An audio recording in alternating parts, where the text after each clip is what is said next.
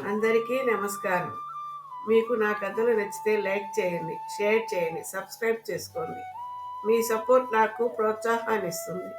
నేను ఇంకా మంచి కథలు రాయడానికి ఉత్సాహాన్ని ఇస్తుంది. నమస్తే.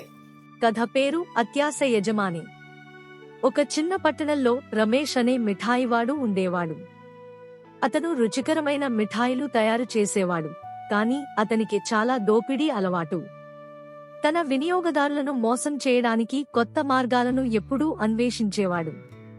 ఒకరోజు కిరణ్ అనే ఒక చిన్న పేద బాలుడు కొద్దిపాటి నాణేలు పట్టుకుని అతని దుకాణానికి వచ్చాడు. బాబూ, ఈ డబ్బులకు కొన్ని మిఠాయిలు ఇవ్వగలరా అని అడిగాడు.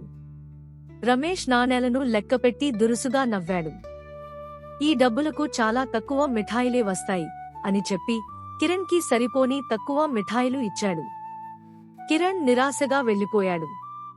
మరుసటి రోజు ఒక వృద్ధ ఋషి పట్టణానికి వచ్చాడు.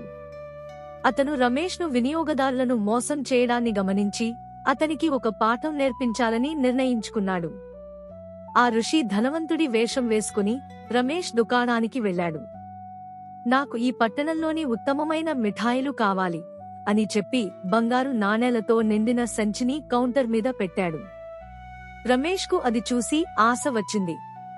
అతను పెద్ద, అత్యంత రుచికరమైన మిఠాయిలను ఎంచుకుని అతని కోసం ప్యాక్ చేశాడు. కాని అతను ఆ బంగారు నాణేలను తీసుకునే ముందు ఋషి తన నిజమైన స్వరూపాన్ని బయటపెట్టాడు.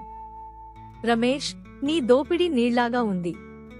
పేదలను మోసం చేసి ధనికులను గౌరవంగా చూస్తావు. ఈ రోజు నుంచి నీవు నీ మార్గాన్ని మార్చుకోకపోతే నీ మిఠాయిలు రుచిలేనివిగా మారిపోతాయి అని హెచ్చరించాడు.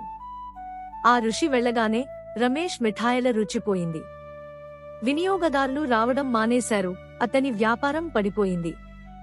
తన తప్పును గ్రహించిన రమేష్ ప్రజలకు క్షమాపణ చెప్పి అందరికీ న్యాయంగా మిఠాయిలను అమ్మడం ప్రారంభించాడు. ఆశ్చర్యంగా అతని మిఠాయిలు మళ్లీ రుచికరంగా మారాయి మరియు ప్రజలు తిరిగి అతని దుకాణానికి రావడం ప్రారంభించారు. ఆ రోజు నుంచి రమేష్ ఎప్పుడూ ఎవరినీ మోసం చేయలేదు.